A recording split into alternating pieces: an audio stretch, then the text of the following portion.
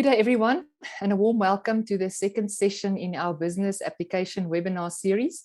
Today's topic is succession planning, and it promises to be an insightful session. I'm sure you will all enjoy it.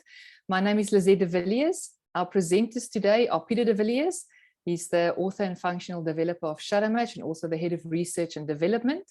And the practical part of succession planning by using the Shadowmatch system will be presented by Susanne Conradi, our general manager at Shadowmatch. I will shortly hand the floor to them. A few administrative arrangements. You would have noticed that your microphone is currently on forced mute. It will remain like that for the webinar, just to prevent any disturbances while the presenters are busy with their presentations. You're welcome to post questions and comments in the chat.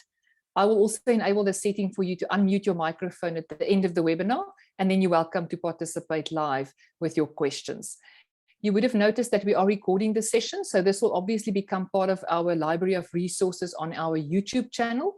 You're also welcome to let us know should you want the recording to distribute or share with any other interested party. It will be available probably tomorrow after the webinar once we've processed and posted it and published it on YouTube. From my side, I think that's all for now. Enjoy the session. Thanks, Peter. Over to you. Thank you, Lizette, and hello, everybody, and welcome to my first part of the webinar. Before we start with the notes, I just want to tell you a few horrific stories about succession planning. Obviously, the question is, if it's a big business like a bank or a mine or a group of mine or a holding company, the question is, but can one individual cause so much damage that it is so critical to have a proper plan for succession planning? Well, I've seen a few horrible stories. I've seen a listed company on the stock exchange close down, not losses of income and losses of profits, close down, because the CEO was replaced by somebody who thought, let me steer the business in my own direction. Another way of answering the question is, if you want to see what one critical person in a key position can do to an organization, ask the Americans what their presidents are doing, or even ask the South Africans. A key position in a business can destroy the business. It's not about damages or losses of income or whatever. It can destroy a business. I've seen a company with about 250 employees make millions every year, and they were on the edge. If they were not serious, if the predecessor didn't step back and save the company, it would have been gone and out of business now. And I've seen these things many times. We see it obviously in politics quite often, and we see it in business quite often. And this is why we have decided as a Shadowmatch team that we would like to present this topic, because it could become one of the most critical processes in a business and in the future of a business. So let's have a look at our notes. And then if we follow the notes, it'll be much quicker and easier to follow the argument and the discussion. So the first thing that we need to note is there are 5 role players, or there are 5 groups and individuals that are involved in the process of succession planning. Let me just interrupt myself. This is when we want succession planning is applicable when we want somebody to take over from a successful, dedicated, and a good leader, senior position, senior executive in a business. This is not about who do we get to replace somebody who's making a mess. That's fire and replace. That's something different. When somebody is making a mess, you fire the individual, you replace the individual. That's how it works in business, and it should work in every walk of life and business like that. Get rid of the person who destroys the entity or the business and get somebody who can do the job. So this is not what it's about. This is how do we have a successor, somebody to take over from a good, solid senior executive in a key position in a business. There are 5 groups or entities that that are part of this. First, the person leaving, the outgoing person. We will refer in this discussion to that individual as the predecessor. The second person is the successor, who takes over. The third entity or group is who is the team that surrounds this individual in the leadership as a leadership team. In other words, who are the colleagues close to the successor that will take the process further once the predecessor has left. The fourth entity or group in the process is the workforce at large. In other words, the 50, 70, 80, 100, 500, 10,000 million people that will be influenced by this succession process and the successor. And then an important part is the identity of the entity. In other words, the brand of the business, the university, political party, club, whatever it might be. It could be a golf club, tennis club, or a university, a college, a school, a high school, a business, a political party, or even a country. Let's not go there. Let's start. The first thing that we need to talk about is the predecessor. What we mean with this is the person that is leaving, the person that must now be replaced. In other words, the outgoing individual. Remember, this person was a good leader. The person was a successful leader, was dedicated to the entity, the business, the political party, the country, or the institution that they worked for as a leader, and they did a good job.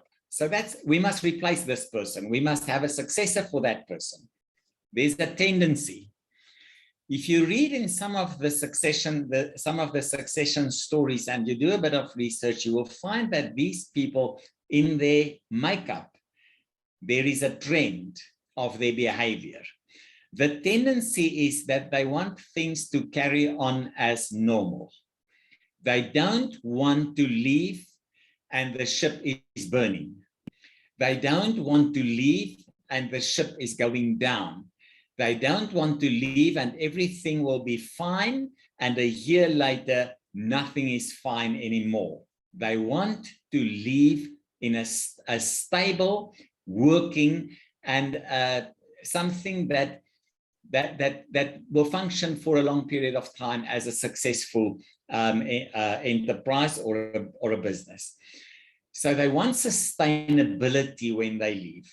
And in their minds, things must carry on as normal, because that's how they have stabilized the entity up till now. And they want that to carry on. Make a mental note of this. It's quite a critical point. The tendency is also that the predecessor want the honest success of the business. They don't want the business to fail. If they were good leaders and good senior executives, they honestly want the business to be successful. They want success for the business and for everybody involved. That is why they were successful, and that is why they were good leaders. They want someone who will respect what they have built and achieved. They want people to respect the work that they have done, because remember, the statement at the beginning is that we want a successor for a successful and a good business leader / senior executive. So they want the work that they have done over a period of time to be respected. They want to stay informed and sometimes even be consulted. This could be seen in a positive or in a negative way, but there are very good and research with substance on this. They don't want to walk away and never see the place again. They want to be out, but they want to be informed. In other words, I want to know what's going on, especially if it's somebody who started the business from scratch. If they hand that business over, they don't want to have a complete disconnect with the business. They want to be informed. They want to be sure about the fact that things are going well. And sometimes even they would like people to ask them, some of the senior executives that stay behind, to ask them, we are in this situation, what would you have done? And that is the way in which they experience respect. They want the people who stay behind to be cared for like they have cared for them. In other words, they want their successor, to take care of the people like they, the living person, the predecessor, have cared for the person. So these are sort of the 5 top points from the psychology of the predecessor, the person who leaves. Let's have a look at the successor, the person who steps in, the one who takes over. There is a trend. There is a tendency. The tendency is they want to change things. Just reflect back. This individual wants things to carry on as normal. The successor wants to change things. They want to get rid of sometimes key people that they fear. And this is a bit of a tricky one, because what happens is they see some of the senior people that stay behind as loyal to the predecessor. And that loyalty for them could be a problem. They could be challenged on that. And then they have all kinds of plans to get rid of them and to work them out. How do they want to build their own legacy? So they want to build their own identity into the business.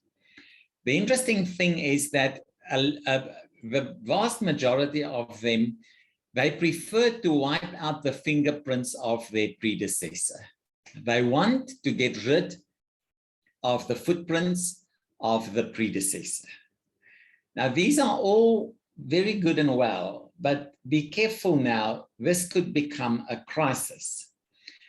The tendency is also that they immediately form a new team of like-minded individuals. So they immediately come into the role and they gather people who think like they think, or who think like they think, because we don't know how our people think. We see their behavior, but they form an idea. These people are sort of, they are in the same mind space as me, and I would prefer them to be my team. What about the others that are in the mind space of the predecessor? Well, we must make a plan. And I've seen this. I've seen how they work them out and how they build a new team around their way of thinking and doing. And we see this in politics. The new president comes in and he appoints new minister of finance, new minister, all the rest. Why? He selected those people because he liked their way of thinking and doing, or whatever the reasons might be, but it's a like-minded thing. And you trust them and we can carry on with this. Exactly the same happened in a business, in a high school, in a university, and the rest. So the incomer, the successor, changed things to enforce their new authority.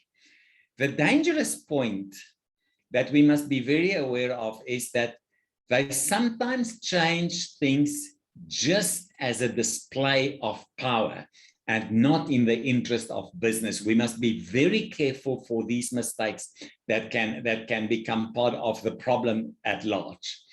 So this is sort of the 5, 6 main things that we must be aware of if we talk about succession planning.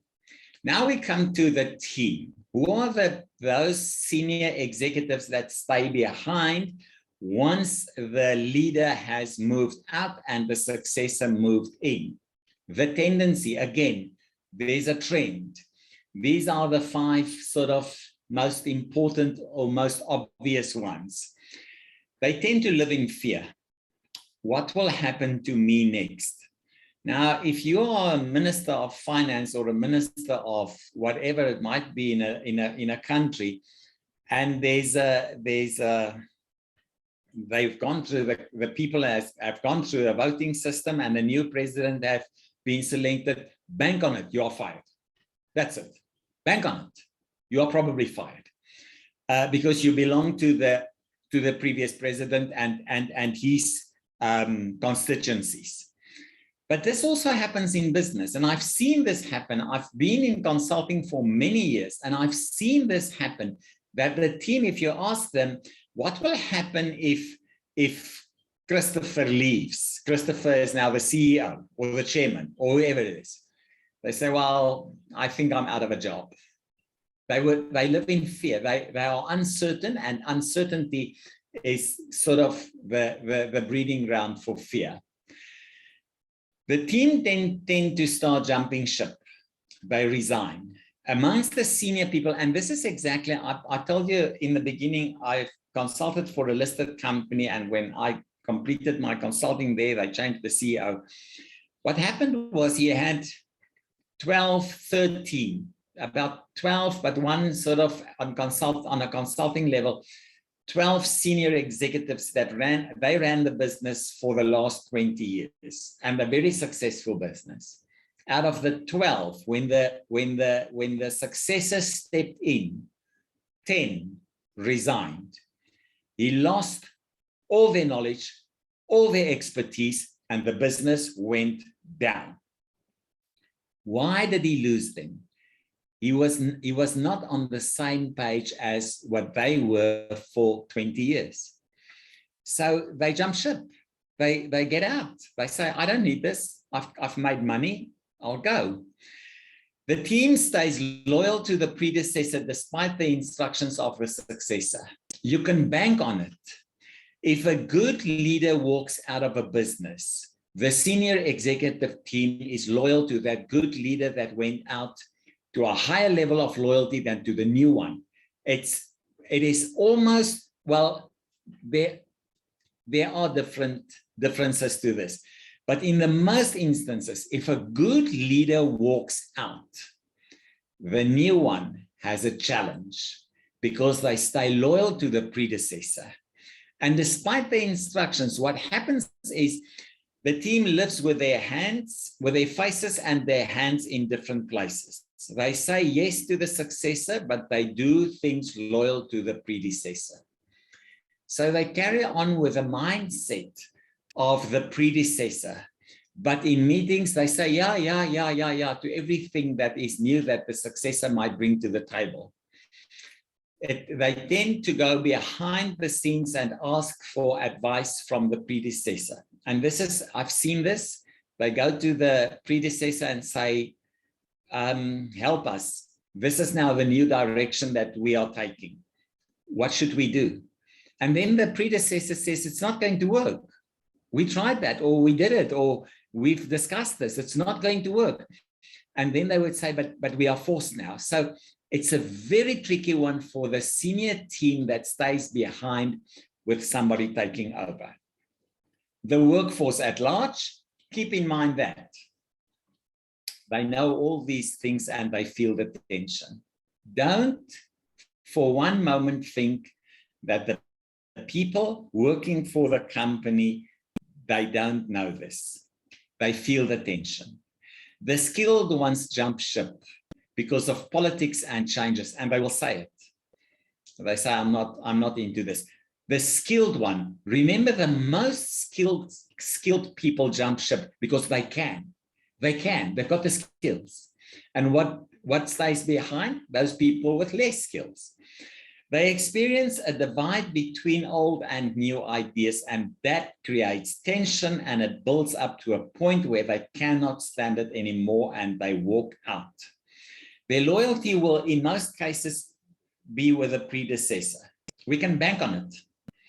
We can bank on this statement. The loyalty of the group, if it was a good leader, will sit with the predecessor for at least 5 years. And they will tell you that. They will tell you that Antonio would never have done this, or Frederick or whoever it is would never have allowed this. He would never treat the people in this way. They will tell you that. And the problem is we don't listen to that. They could become internal enemies of the new leader and destroy the business. This is exactly what I've seen happen in a few instances. They become enemies of the business and they destroy the business from the inside. the identity of the business or the entity, the institution, the college, the university, the political party, blah, blah, blah, blah, blah. The tendency is that the successor wants to change it. I can probably write a white paper on this as a case study in examples that I have worked with. They always have this thing that they want to change the identity of the entity, to erase the fingerprints of the predecessor. They want a clean slate. The tendency is that clients become uncomfortable. They know this, that investors take a very dim look at some leadership changes. Investors do not like this. If it's a big institution, might be a listed company on the stock exchange, and there's a change of leadership, watch their share price. You'll see what happened. And then the tendency is in the last instance is that the new is not always better, and people will say it and they will be vocal about it. This is a great new idea, but this is not a better idea.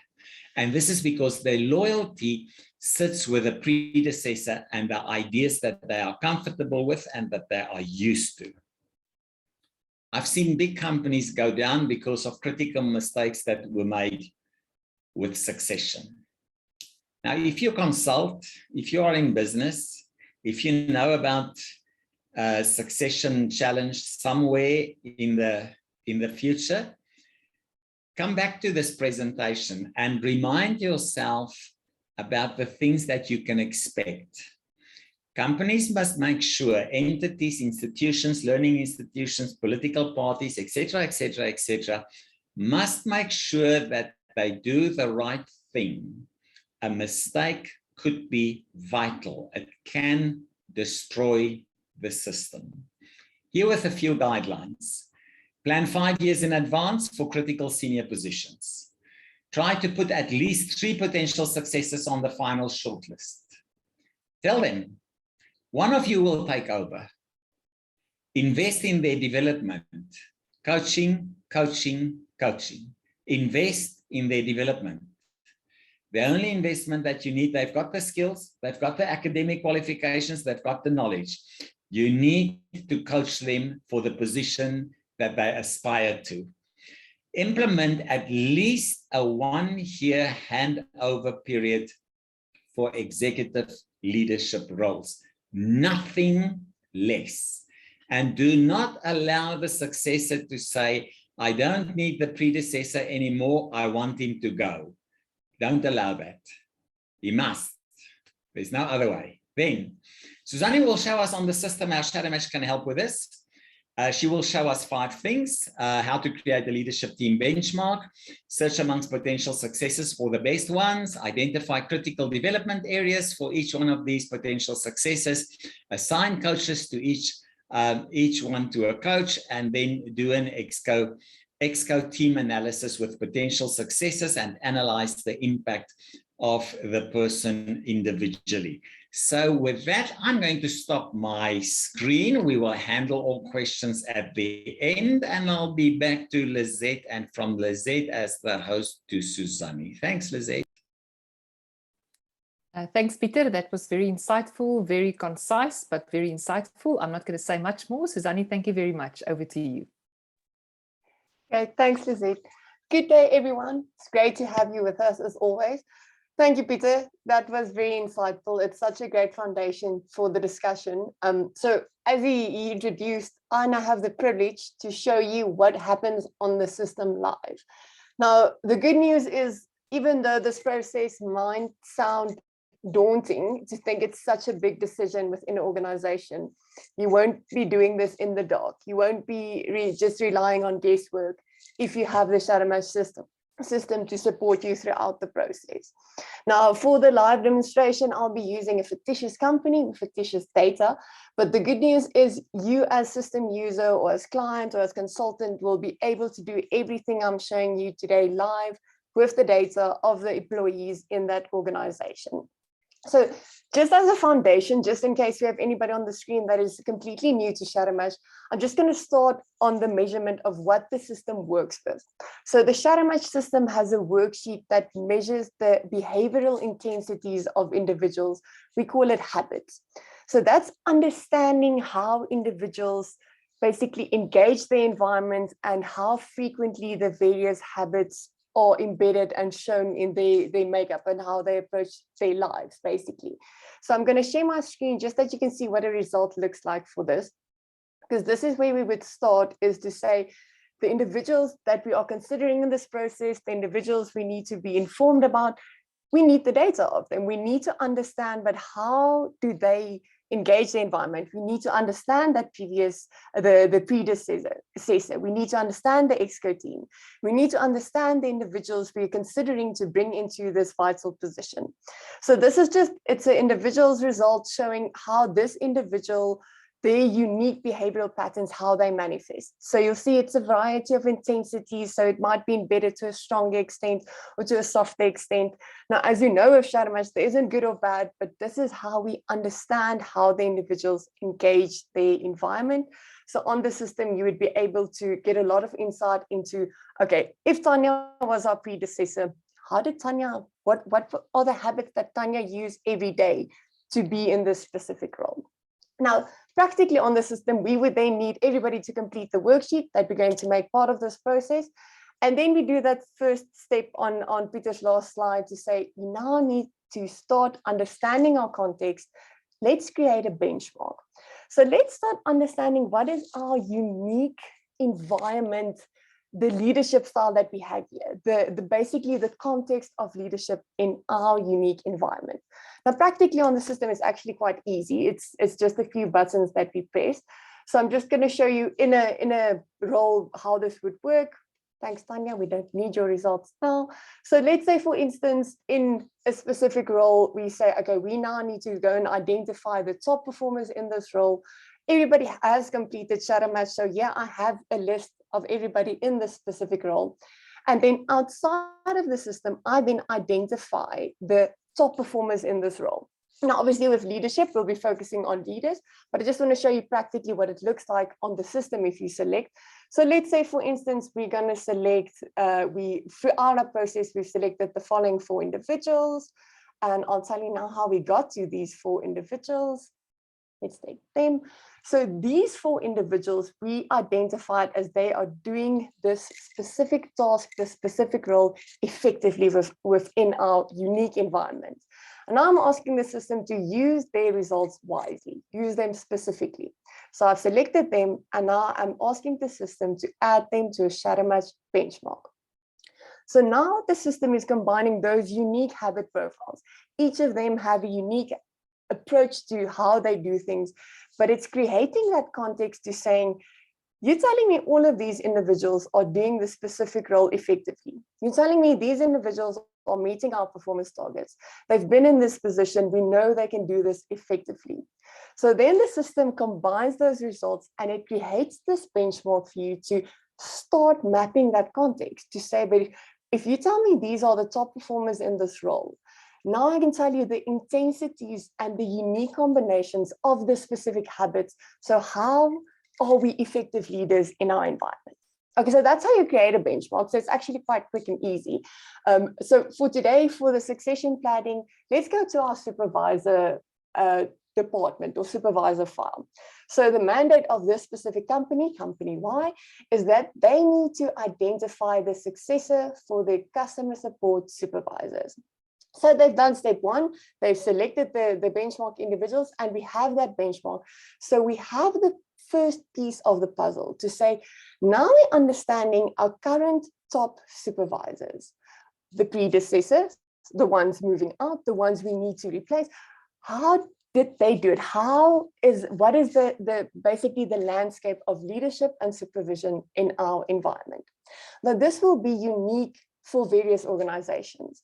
As you know, there's a complete diversity in culture and the way things are done in different organizations. And the benchmark portrays exactly that, to say, but your unique style of supervision, of leadership, of any role you would like to identify, this is portrayed in the benchmark. So once we have that set, we have our benchmark grade, we have the results we need, we can now start searching for our successors. And on the system, once again, it's actually very easy. All of these individuals just needed to have done Shadowmatch that we can see. Can we compare them? So I have my first piece of the puzzle. We're looking at that benchmark. And now I'm going to click on a button here in the top right corner. You'll see it's called Multimatch. If I click on Multimatch, now I'm asking the system to start comparing individuals to this piece of the puzzle that I have. I'm understanding, okay, my customer support supervisor environment, but which of the employees within my space are potential successors for this? Now on the system, I can filter this. So I can either search company-wide. Let's say the successor can come from any department, from any area.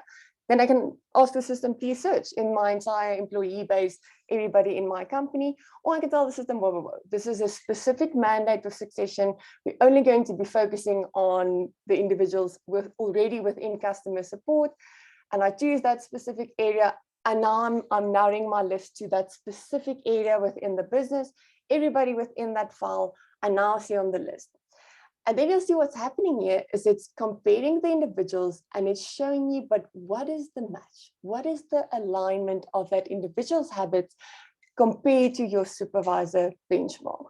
So it's basically showing you what is the sustainability and the chance of success for this individual in this role. Instead of us just blindly making a choice and saying, oh, okay, Suzanne, maybe she should be here. She's been here forever. Maybe we should make her the next supervisor. And we don't know if I'm actually going to be able to step up to the demands of the task.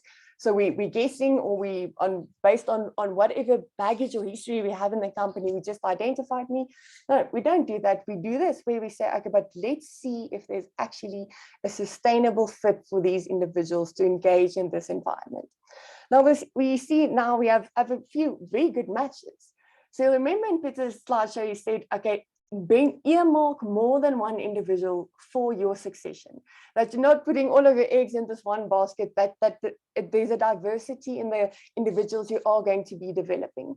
So now we have a good list here to say, okay, these are individuals that already show a good inclination to what we're going to be expecting in this role. What does this look like visually? So if I click on this top individual there, now I'm seeing the benchmark we've set up for our customer support supervisors. That's the graphs in gray there.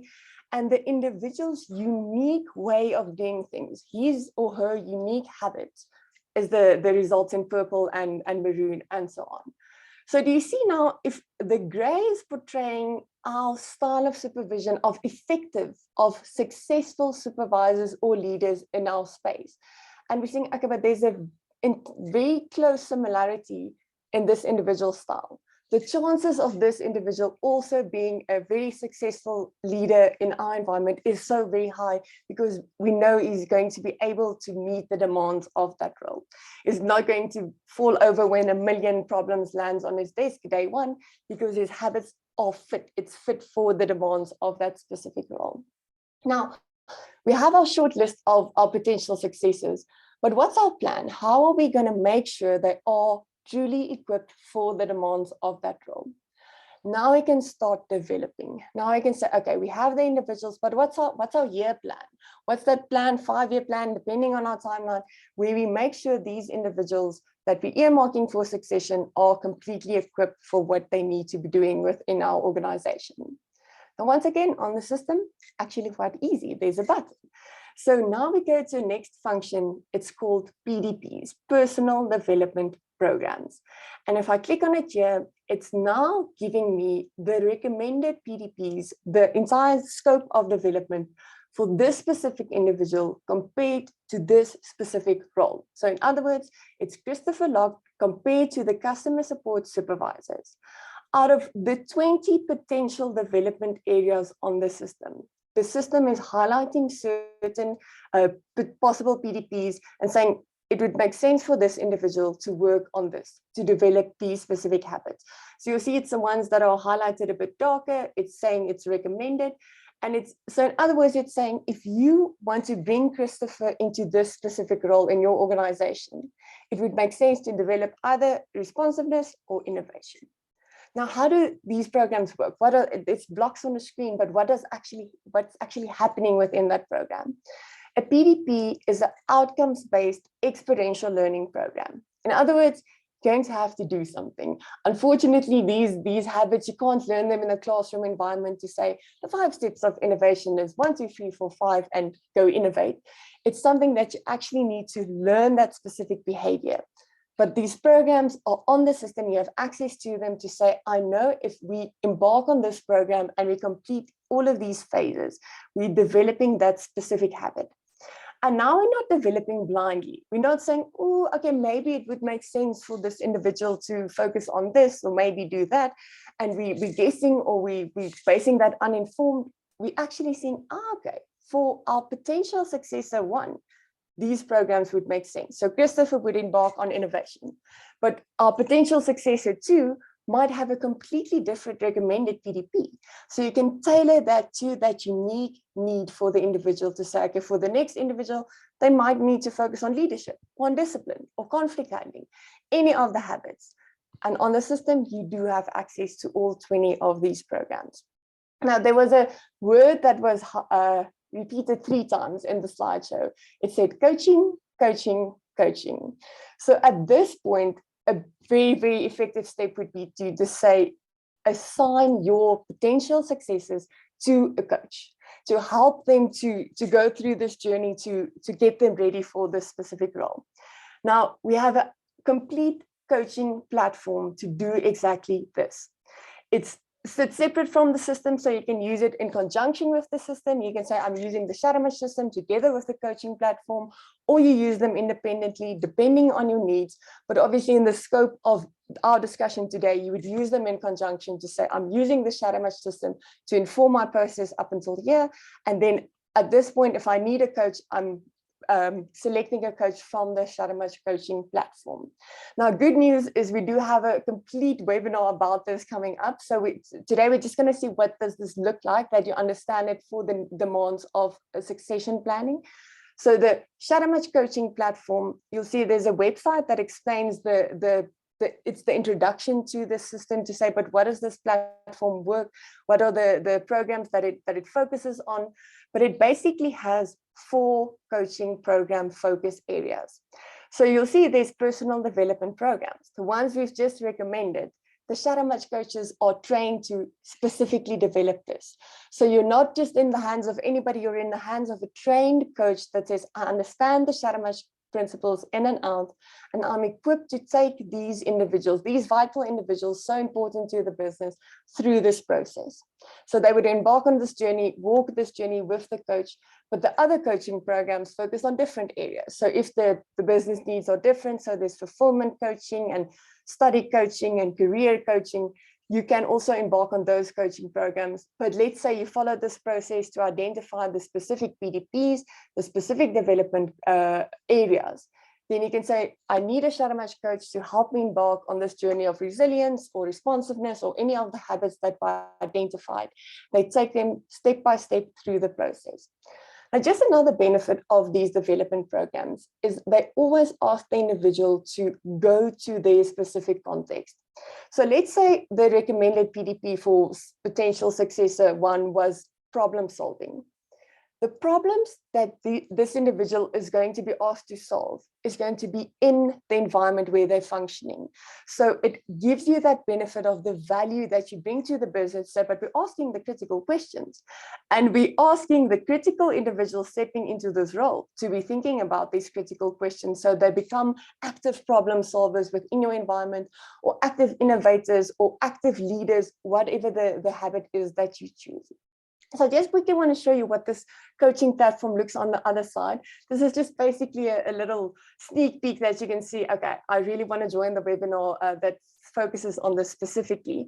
But this platform is for the coach to help them to facilitate this process seamlessly.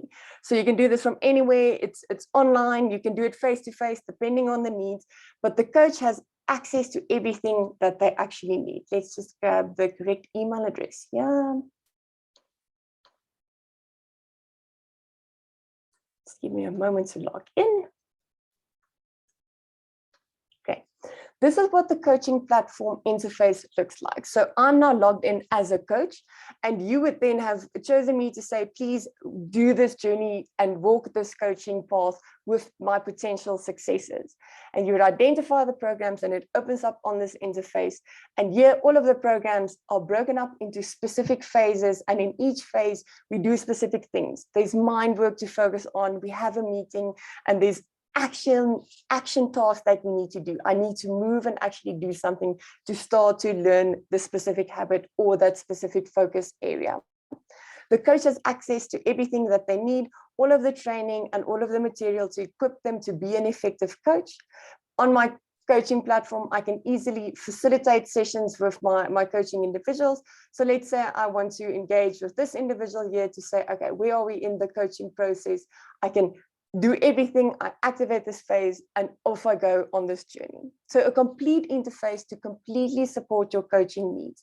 You don't need to have expert coaches already in your client base, but you have the option to make individuals in your client base or in your employee base expert coaches by giving them access to this functionality and this process. But more on this in our future webinars. Let's get back to our process of succession planning. So we'll leave our potential successors for now in the hands of the Shadowmatch coach to take them through that journey and take them step by step through everything they need to develop. The last step on the slide Peter presented was to say, but understand the ExCo team, understand that stakeholder and understand that context and see how your potential successors would influence the team. So back to the Shadowmatch system I go, and now I go to a different functionality. Thanks, Christopher. We've used your result. We're happy. Now I'm going to go to the team functionality. So to create a team is also actually very easy. I'm just going to show you what the buttons are that you press. So let's say, for instance, in this file, I wanted to create a team. I would go to the individuals that I want to make part of a team. So I'm selecting everybody within this file.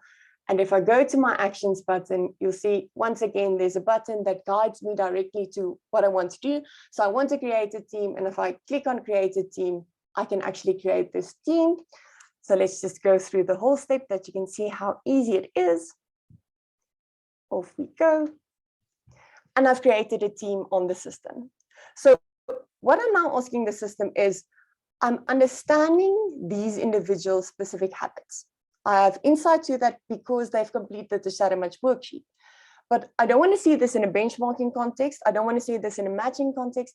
I want to see this in a team context. If these individuals are going to be asked to work together closely in something like an ExCo or any team within your organization, show me the dynamics of how these habits come together, especially if I'm considering bringing in a new team member into my existing team.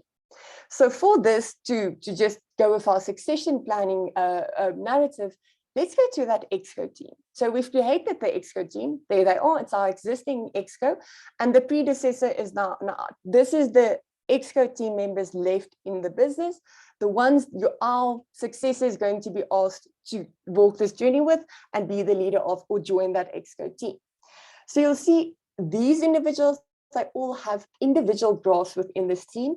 And interestingly enough, there's a very close alignment in the current ExCo team. They have very similar habits. There are unique diversities and unique differences in it, but collectively, there is actually a close alignment. Now I can make this decision informed to say, okay, if these individuals are the 3 individuals I'm considering, my potential successors, I've identified throughout the whole process, the benchmarking. So this is my shortlist.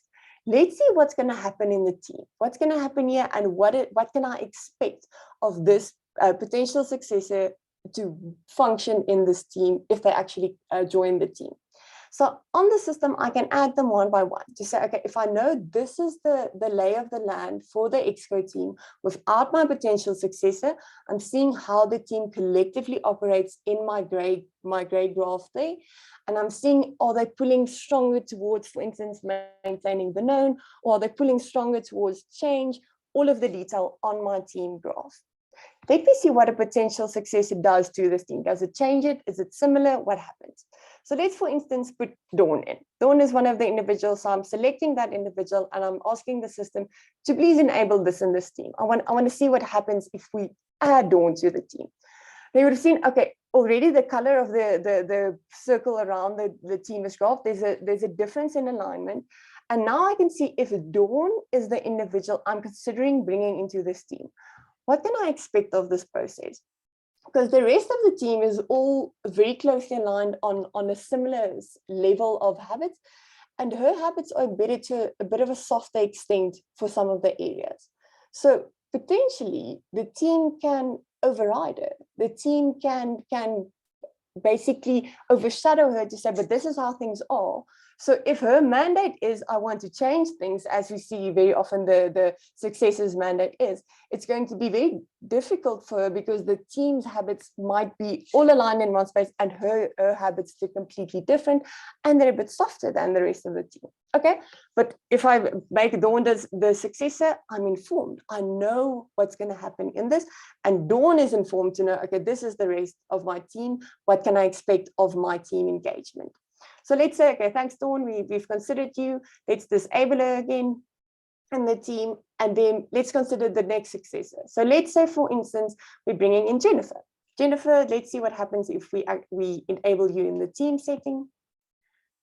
So what happened? So interesting, the colors stayed the same. Okay, so we're guessing there might be a strong alignment there. Okay, so Jennifer, that green shape there, that is her unique habits. You see it's a very strong alignment to the team space. And if you show all of the team members again, okay, we're seeing there's a very, very intense synergy and alignment with the rest of the ExCo members. So if we're considering bringing Jennifer in, we probably can say that Jennifer is going to keep the status quo. She's going to keep things as is. There's alignment. She's going to comfortably step into the way things are. So if that is the mandate with our succession, great. But what if the mandate is we need a change? We need things to go differently because the way things have been going might not have been great. So once again, what is the mandate of our business? The system can inform you. So that was just an example of someone aligning to the team. Let's just consider our last individual here. Just going to take Jennifer out. Disable her.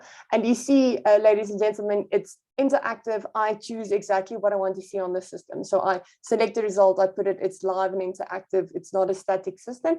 You can choose what you need to show there. Let's just consider our last individual here, one of our potential successors. And if I put her in the team graph, what's going to happen? Now, see, okay, there's once again a difference in that color that surrounds our graph.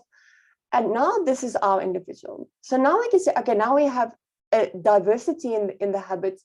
It's embedded to a lot stronger. It's to a stronger extent.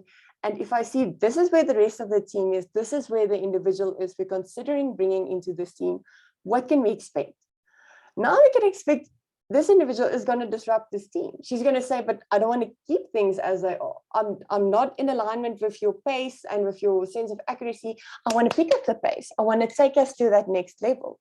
So if we need that in the team, then we're informed with this.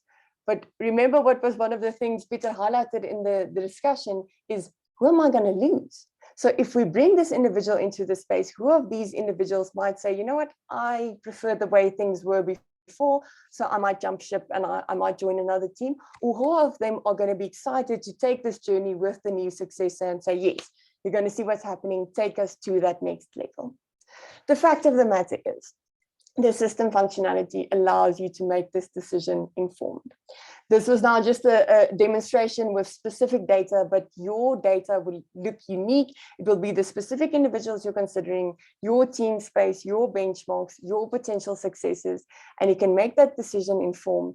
And the data you're considering is the patterns in their behaviors, what they're going to be doing every day, not how they're feeling on a specific day.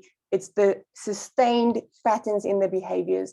And if there's a sustainability in the fit to that environment, then you know the chances of success is very well for that potential successor. Okay, great. Thanks, Lizette. That was all from my side. Let me just stop sharing the screen. So enjoy the functionalities. I hope it brings a lot of value to you for your own succession planning needs. All you need to do is ask the individuals to complete the Shadowmatch worksheet. Once they're on your system, they interactively integrated into the system. If you're interested in the coaching platform to see more of that valuable resource, join us for the next webinars where we will unpack that in detail to see, okay, what are my specific coaching needs and how can the coaching process support that within my space? Thanks, Lizzie. Thanks, Suzanne. Thanks for the demonstration and the walkthrough on the system. Dear participants, before I open for questions, we have received some questions. Allow me a moment to maybe just summarize and link what Peter said to what Suzanne showed us so that it makes sense in all of our minds and we bring the theory and the practical side together. And I think this will answer some of your questions as well. Peter said that we set up a benchmark, and Suzanne showed the benchmark, and Peter also referred to the team. Now, it's important to keep in mind that in any leadership role, not just necessarily senior roles, we can look at succession. I know Peter specifically spoke about senior roles, and we're going to look at that as well. But Suzanne used the supervisor example, and that's a leadership role. So in any leadership role, you can look at succession. Now, if you look at the supervisor example that Suzanne used, it's very easy to set up a benchmark because you have existing supervisors that are successful, as Suzanne rightly showed us. So you create the benchmark of your successful supervisors that are still in the business. The predecessor is now leaving, so you need a successor to step into the role of one of the supervisors that have left. You create your benchmark of your successful supervisors, you match people, and you find the person that matches the successful supervisors best, and that becomes your successor. So that's quite easy to do a benchmark where you have existing people in that same leadership role. The challenge is where you have senior people because you don't have another CEO or you don't have another marketing director. So in that instance, you will do two things. You will create a benchmark, but your benchmark will be of the team that will report to this successor. So obviously, these are people that don't do the same job, but you combine them into a benchmark, and the system will guide you to get your benchmark valid. Once you've got your benchmark valid of the people that are going to report to this new successor, you can take your potential candidates that you've earmarked as potential successors, and you can match them to this benchmark, which is the team now that they will have to lead. The system will then give you a very good guideline of who matches this benchmark best. So that's the first thing in terms of the benchmark when you look at senior roles. The second thing is you then need to do the whole team application that Suzanne demonstrated at the end of the presentation. So firstly, we take the team that will report to this new successor. We create a benchmark of that team. We let the system guide us to get a valid benchmark, and we match potential candidates for this successor role to the benchmark to see who's the best fit. Once we've then identified one or two people that we think these people will make it, we then create the team. Of this team, where the successor will be the leader, and we add the candidate that's the successor to this team, and we look at the team dynamics. So it's twofold, it's benchmark and it's a team. And then from the two exercises, we choose the person that matches the behavior patterns of the team and that matches the dynamics of the team best as our successor, because then we've got the lowest risk of somebody coming in and destroying the business and destroying the culture of the team. Now, there was a question about what if it's a very small company, 14 people or 20 people, then your best route will be to only use your team analysis functionality. To say, but this successor will look after this company, it might be a senior person, a CEO or a CFO, and then you create the team and you say, who will fit this team dynamic best? So in that case, it's not that easy to do your benchmark. You can still go the benchmark route where you say who will directly be the reports for this successor. And it might be 2 or 3 people. So you can still do a benchmark of those 2 or 3 people and see who of my candidates that we are considering fits this benchmark best. And then secondly, you create the team. And I will allow Peter to elaborate in a moment if he wants to add anything. So that's just important to understand, dear participants, is the benchmark and the team can both be used to make sure that we appoint the right person and not run the risk of destroying the business and destroying the culture of the business. Before I hand to you, Peter, let me just also position 2 questions that came in. Then we are using our time effectively. Melt had a question. Allow me to just scroll to that question. There was a question. Sure, many questions that came in. I'm trying to find it. Many organizations make the mistake of not planning succession and falling into the trap of failure or possible failure. In your experience, what is the effect of coaching or attempting coaching the organization back to a position of success? I think the question is not necessarily just aimed at coaching the individual, but coaching the organization. The one question was about the smaller team, which I know we answered in the chat, and I tried to explain a bit there. There was a question about the multi-matching. I think that was explained in the chat. We can touch on that if it's still not clear towards the end of the presentation. And then the last question, Peter, and then I'll hand to you. A change in the macro environment where the organization operates might demand a change in operation. The system could then be used to make purpose-driven changes. I'm sure you got the question. I'm going to hand back to you. Let me mute. Thanks, Peter. You are currently still muted. Sorry, thank you, Lizette, and thank you, Suzanne. What Suzanne showed is exactly correct and in detail correct, because remember what she showed is how the benchmark could identify key development areas for the individual that steps into the role. So that is that information we get from the benchmark. The benchmark also suits as a framework of successful people that might be in the working environment of this of the successor. So what Suzanne showed for using the benchmark is absolutely important, because it shows us on an overall picture how this person will fit amongst other top players in the environment, amongst colleagues or amongst other on that same level. But it also shows where will there be a very specific need for development in terms of personal development programs. So that is important. What you said, Lizette, how the team functionality then adds to the value of creating a benchmark is the team graph. If you just refresh yourself around the picture that Suzanne showed, she showed someone with habits completely different to the team. Now, we must keep in mind, if that person comes into a team with those habits, they can destroy the team. We call it, so there's a horrific academic word for this scenario, but it's widely accepted. Well, not widely accepted, but it's called the mad individual syndrome. And that is that if you bring somebody into an environment with completely different behavioral patterns, that environment becomes unstable. So it's not the person that is unstable, it's the mismatch between the individual and the behaviors of the people in the environment. That tension turns the things upside down. So what Suzanne showed on the team graph is very important, because it shows you how this person will engage the team. And how the person, the habits of the individual will gel with the team, or they might destabilize or create a lot of discomfort in the team, to put it in a mild and a proper way. So this is exactly how the system helps us, obviously, with the coaching process. Then Mel asked a question around how do we help companies to understand this. Mel, this is a problem. They do not understand it. They think that we have, the CEO will resign by the end of the year, and by the 1st of January next year, whoever will take over, because he's been in the role, he's been on the exco for many years. It doesn't work like that. It doesn't work like that. We find this, it repeats itself like a storybook.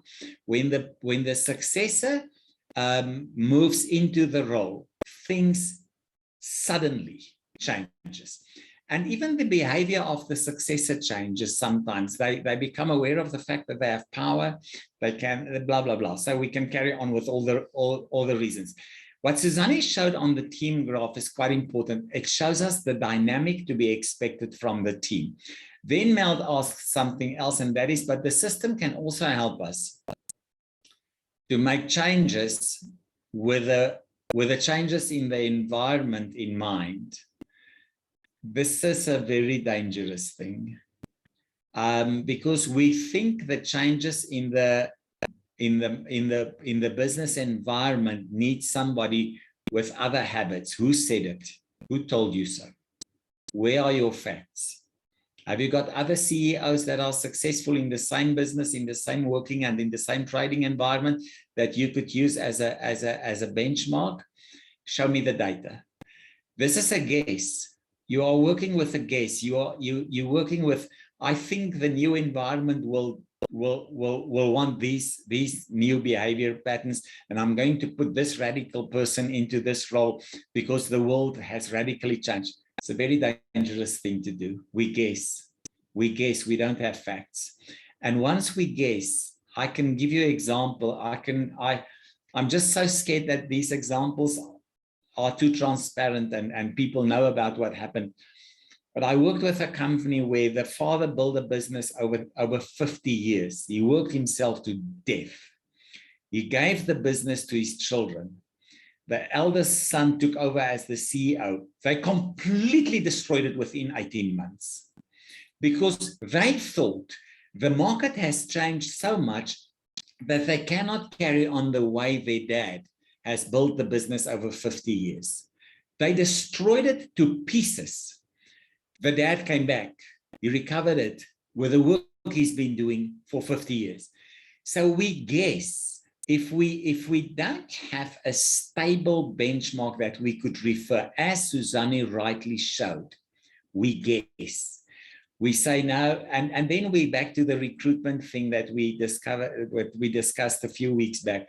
Then we say, I like this person. Why do we like it? I don't know. I just like the person. We cannot work like this. We must work with the facts around the patterns of people's behavior, because those patterns are very predictable. I think Sunette asked a very good question in terms of how the multi-match would help. Yes, we can multi-match people to different leadership roles. We have a client where this has been done, for instance. They had a few juniors that showed potential to become leaders, and they had different leadership roles in the business, and they matched them to that, and they then started with an early process of succession that could be used. We could also do it from the other way around, take the leadership role and then match people to that. But the things that Susanne showed you is the complete picture that we can help with. In terms of the coaching question, Melt, I think if companies do not understand the importance of succession, it's luck if they get it right. It's pure luck. It's playing a lotto machine. If they get it right, good luck for them. But it's luck. So succession is a critical point in the sustainability of a business. And I think with that, Lizette, I've tried to answer all the questions. Back to you. Thank you, Peter. Dear participants, allow me to stop the recording, and then I will enable the setting for you to ask your questions.